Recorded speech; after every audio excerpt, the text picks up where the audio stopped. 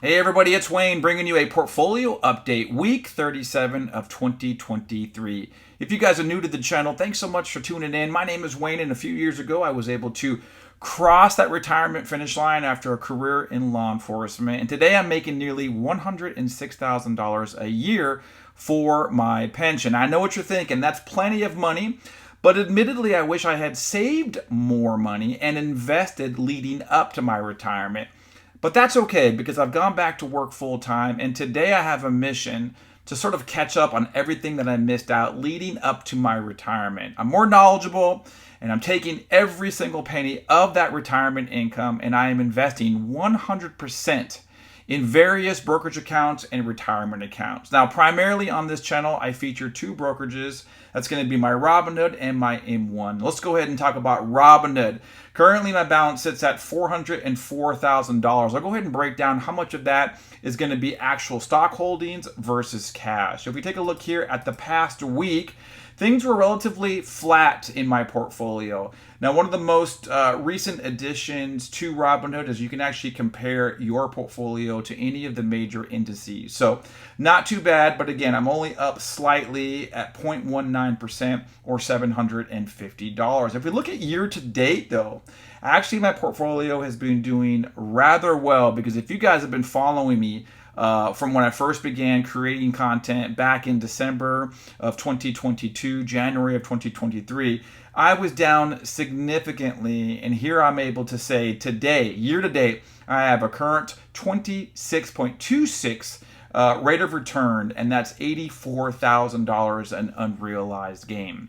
Now, one of the things that I also mentioned is within Robinhood, I primarily use this account to sell options, that's cash secured puts, as well as covered calls, but I do hold a number of positions and I do invest on a regular basis for three particular stocks. So Aflac, I currently contribute $20 per day. Costco, I have a reoccurring buy set up for $20 a day. And then MO is a relatively newer addition to my portfolio. I've had 10 shares now for about a year or so. And once Altria pushed out that last dividend update, I decided to make the jump and beef up my position in Altria. So you'll see this here on the right-hand side.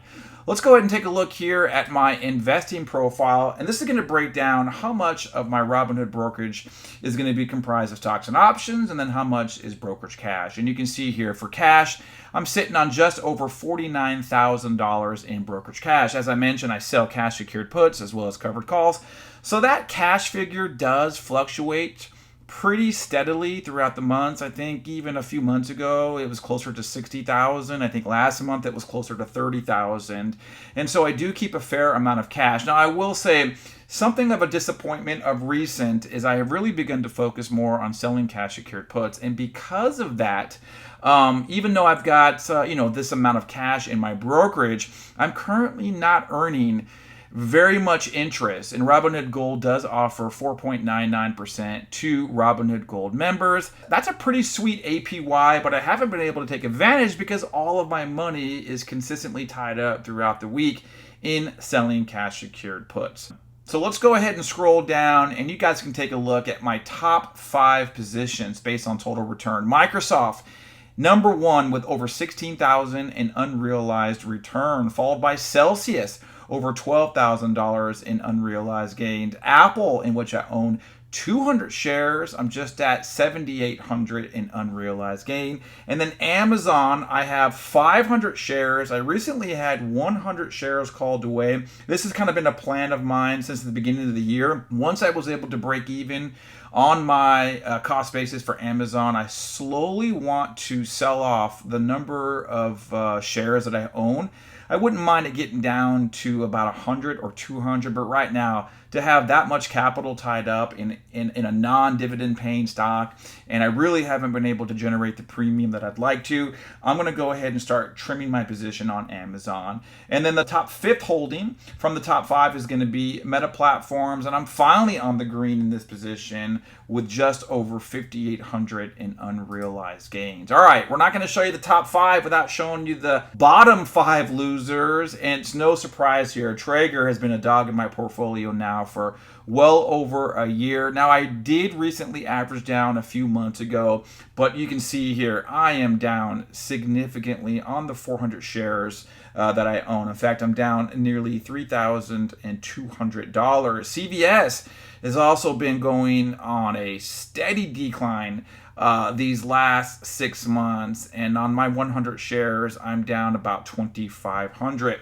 UPS, out of these top 5, UPS is probably the most disappointing because I worked so hard to get up to 100 shares, and looking back now, I wish I had just continued to daily cost average. UPS was one of those positions where I was just contributing, I think, $50 on a daily basis, and I came into some money and I wanted to beef up my UPS position so I could sell covered calls. Well, guess what? I was able to, get my 100 shares, and then no sooner did I do that, you can see here my average cost is $180 per share. The current share price is $160. So right now, I'm not able to sell covered calls, and I really want to be more disciplined about not selling covered calls below my cost basis. And so because my share price, or my average cost price, I should say, is so far away from the current share price, I haven't been able to generate any type of meaningful premium by selling covered calls on my 100 positions.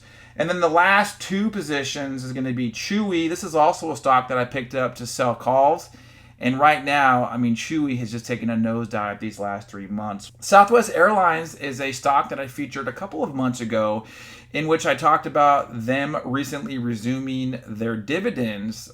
It's a little too late for me, and Southwest Airlines is a position that I would like to rid myself of, but unfortunately, as you can see here, I am currently in the red by about $1,600, but I am keeping track of all the premium that I've been able to generate by selling covered calls. You add that to the dividends that I am receiving on a quarterly basis, and eventually I am going to be able to sell out of this and break even for a total gain loss on that position. Now let's go ahead and switch over to my M1 portfolio, and this portfolio is rather different than my Robinhood brokerage, in which I am using Robinhood to sell cash secured puts as well as covered calls. My M1 portfolio is really focused on dividend investing and dividend growth stocks. And as a matter of fact, since the beginning of this year, I have made my goal very clear. I am trying to reach $15,000 a year in passive income, and the majority of that is coming from the positions that I hold within M1. Now, I mentioned earlier that I am investing 100% of my retirement income, and admittedly, M1 does get the bulk of that money. As a matter of fact, I am contributing $125 every single day, Monday through Friday, rain or shine, no exception. That equates to about 30+ thousand, and I'd like to increase that number. Now, that $125 primarily funds the positions within my long-term hold slice. We're going to go ahead and get into that long-term hold slice, but first, the portfolio currently sits at $148,000. If you look at the week, I'm up about 0.56%. Let's go and take a look here at the holdings first, and you can see I have slimmed down the total number of positions within my M1 down to 44 positions, and my cost basis on those 44 positions is $148,000. The value is relatively the same, so I'm about even Steven on my overall position. Let's go ahead and go back to the portfolio, scrolling down and looking at all of the positions within my long-term hold slice. Every single penny that I invest, every dividend that I receive is ultimately going to positions within that long-term hold slice. Now, this is sorted on the greatest value. So O Realty is sitting at about $14,000 in value. And if we scroll down here, SCHD, SO, UNH, Waste Management, UNP, AbbVie, Visa, Caterpillar, VDE, Texas Roadhouse, Procter & Gamble, Pepsi, AVGO, Johnson & Johnson, McDonald's, and Lowe's. These are going to be all 17 of my positions, in which all of the money that I have funded to my M1, all of it's pretty much gone to these 17 positions. Okay, so let's talk about some dividends that I have received since September 1st. There's a lot of them, and in fact, September is likely to be the best month ever for me in dividend income. You can see here, and I won't go through every single one, but I've received Some pretty juicy payouts already in the M1 platform. You can see here JetQ, one of my monthly payers, is giving me $45.51. Horizon, also a monthly payer, paying me about $73. Main Street Capital, another monthly payer, receiving about $24. O'Realty, again, receiving about $68. Now, this number on O'Realty is going to jump up significantly because I have been scooping up shares, not just in M1, but my Robinhood account as well. So you guys are going to have to stay tuned on all of the upcoming dividends. I think it's going to be over $2,000 that I'm going to reach here for the month of September. So I'll be sure to keep you guys posted. And to conclude things out with dividends, let's go ahead and bring you over to the Robinhood brokerage. You can see here, since September 1st, I have also received quite a few dividends already in Robinhood. Ford paid me out $15. Wells Fargo paid me out about $35. Aflac, $7.46. Pfizer, in which I own 200 shares, paid me out about $82. Costco. This is really a position that I would love to get up to 100 shares. Even though the premium is not that significant, it would really allow me to generate some extra cash flow. And you cannot go wrong with owning Costco. Target paid me out $125. Microsoft, this is really a big one. As I showed you earlier, Microsoft is one of my best performing stocks in my Robinhood. And for my 201 shares, I was paid out $136. Whirlpool paid me out $5. Realty Income, as I mentioned, I hold this both in M1 as well as Robinhood. And as you can see here, there's many more dividends that are on deck to be paid out. Hey, that's it for a portfolio update. I know it's been a little bit, but I wanted to catch you guys up. I hope you guys are having a fantastic weekend. If you haven't already, be sure to subscribe, and we'll see you on the next one.